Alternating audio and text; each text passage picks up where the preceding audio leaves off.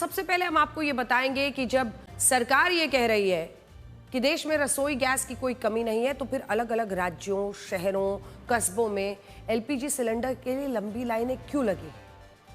उत्तर प्रदेश से लेकर पंजाब, हरियाणा, दिल्ली, राजस्थान, मध्य प्रदेश, बिहार, कर्नाटक, केरल और तमिलनाडु समेत कई राज्यों में एलपीजी सिलेंडर के लिए मारामारी हो रही है।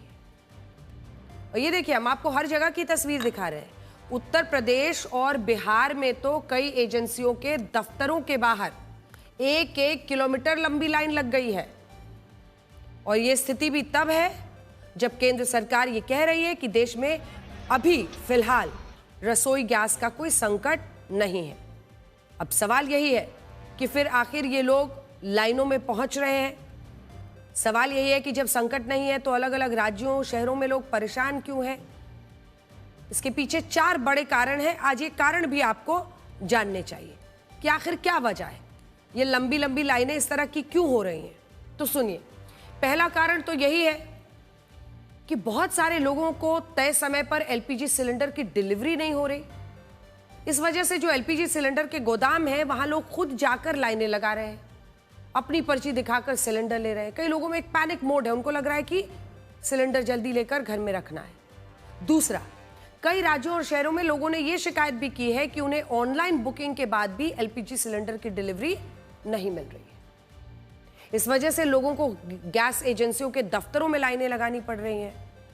अपनी ऑनलाइन बुकिंग का स्टेटस दिखाकर वो पर्ची बनवानी पड़ रही है कि भाई देखो, यहाँ पे हमने बुकिंग की है, पेमेंट किया है। पहले बहुत कम मामलों में ये पर्ची बनवानी होती थी और तय समय पर रसोई गैस सिलेंडर अपने आप ही घर पर आ जाता था, लेकिन अब लोगों का कहना है कि ऐसा नहीं हो रहा है। इसीलिए उन्हें एलपीजी सिलेंडर की फिजिकल बुकिंग करानी पड़ रही है, जिससे भीड़ बढ़ रही है, भीड़ से पैनिक फैल रहा है। और तीसरा कारण यह है कि लोगों को डर है कि आने वाले दिनों में रसोई गैस सिलेंडर की किल्लत हो सकती है, इसलिए वो इसकी पैनिक बुकिंग कर रहे हैं। अगर आप इस ग्राफिक्स को देखेंगे तो इस युद्ध से पहले हर दिन, एक दिन का हम आपको पूरा नंबर्स दिखा रहे हैं, ये फैक्चुअल बातें हैं। इस युद्ध से पहले हर दिन औसतन 55,70,000 लोग एलपीजी सिलेंडर की बुकिंग कराते थे।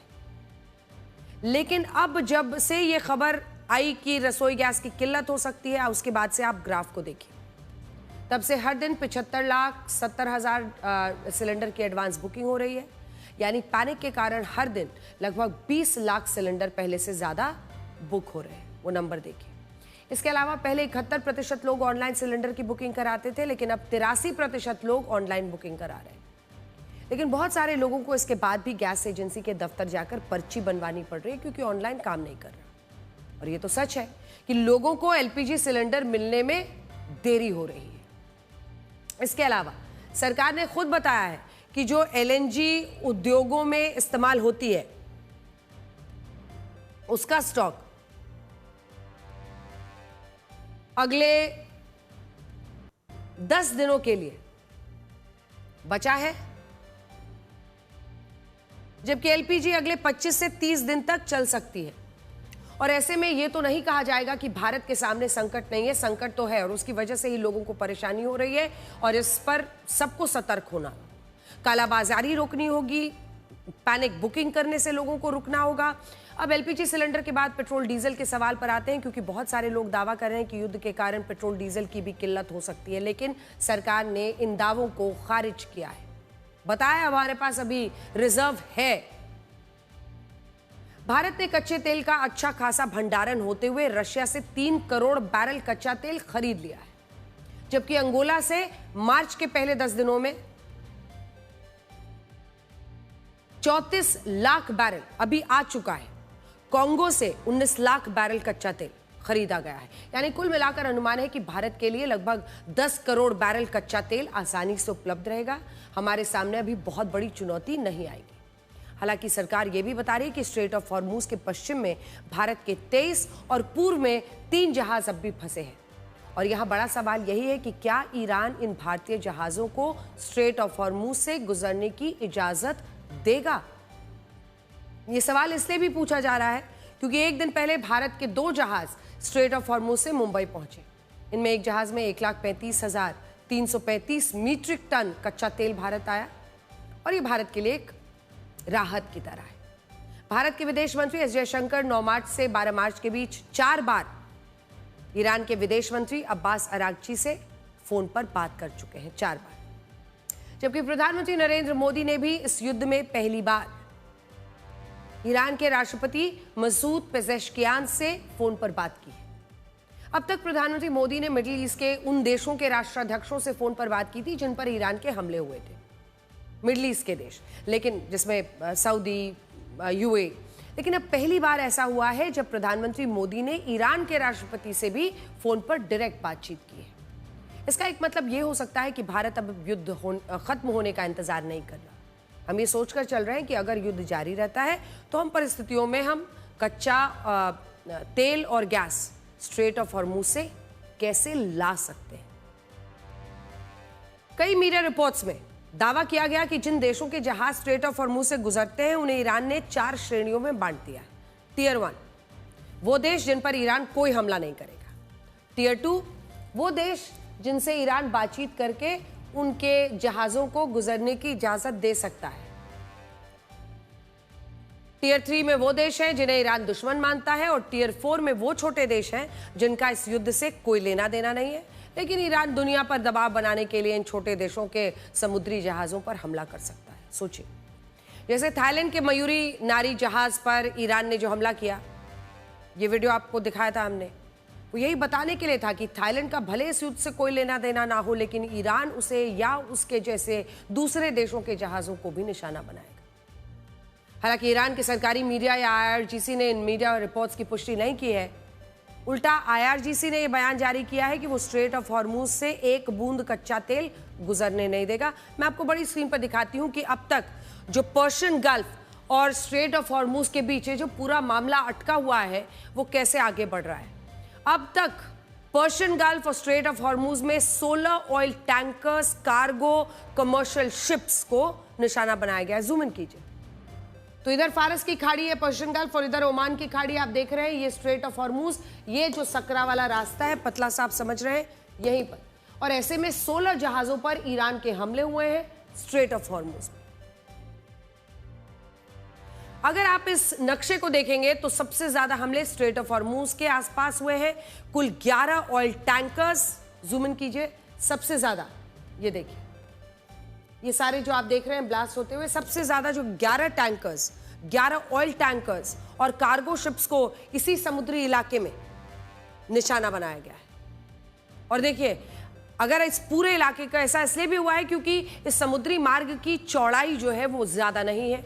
जिस वक्त कोई समुद्री जहाज स्ट्रेट ऑफ हॉर्मुज में प्रवेश करता है तब इस जगह की चौड़ाई सिर्फ 50 किलोमीटर रह जाती है, ये वाला जो डिस्टेंस है। और जैसे ही ये 50 किलोमीटर पर पहुंची है, इसके अलावा आगे जाकर यही चौड़ाई सिर्फ 33 किलोमीटर रह जाती है। पहले 50, फिर 33। और किसी भी जहाज को ईरान के लिए निशाना बनाना बहुत आसान हो जाता है। वो सकरे से रास्ते से गुजर रहे हैं, उन पर टारगेट कर दीजिए। इसे आप इस ग्राफिक से भी समझ सकते हैं।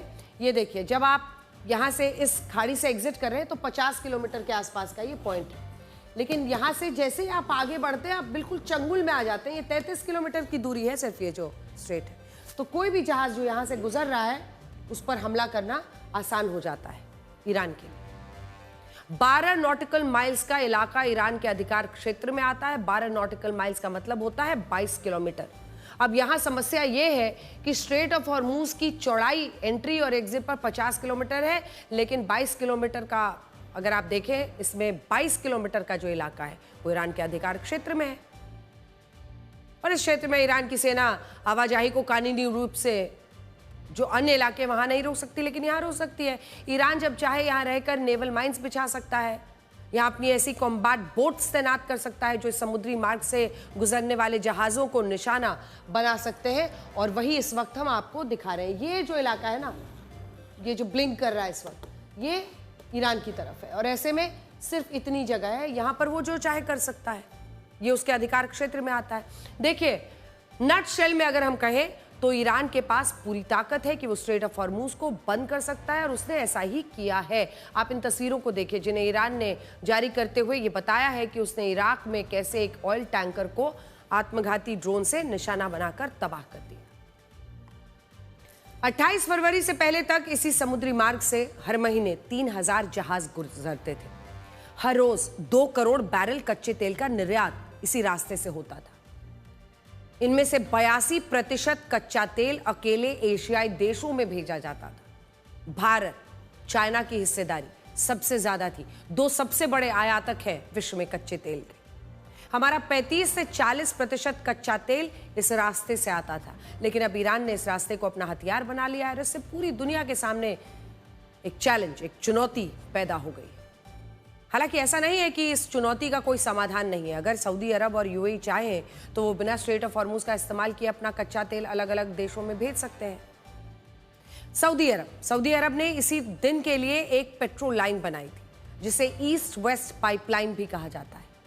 ये पाइपलाइन 1200 किलोमीटर लंबी है, जिसके जरिए फारस की खाड़ी से कच्चे तेल को लाल सागर के यानबू बंदरगाह तक पहुंचाया जा सकता है। अगर सऊदी अरब चाहे तो वो हर दिन इस पाइपलाइन से 50 लाख बैरल कच्चा तेल लाल सागर में पहुंचा सकता है और वहां से ये तेल दुनिया के अलग अलग देशों में पहुंच सकता है। ऐसी परिस्थिति में स्ट्रेट ऑफ हॉर्मुज से होने वाली कच्चे तेल की 25% आपूर्ति सिर्फ इस पाइपलाइन के जरिए जारी रह सकती है।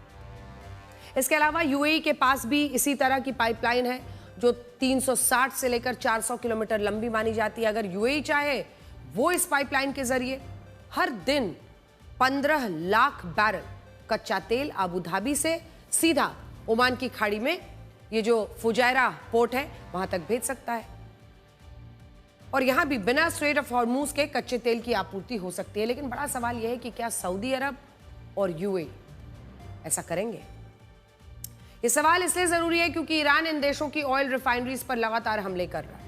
इन हमलों की वजह से हालात ऐसे हो गए कि खाड़ी देशों ने कच्चे तेल का उत्पादन जो है वो 50% कम कर दिया है।